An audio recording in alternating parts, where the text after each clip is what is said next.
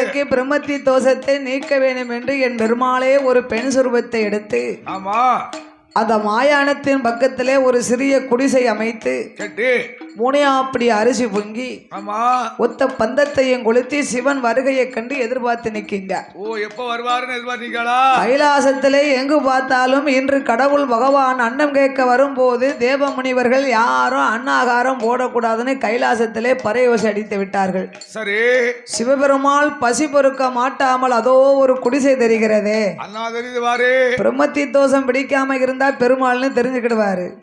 இவர்தான் தன்னையே மறந்து நிற்கிறாரே சாட்சாதே சிவபெருமாள்.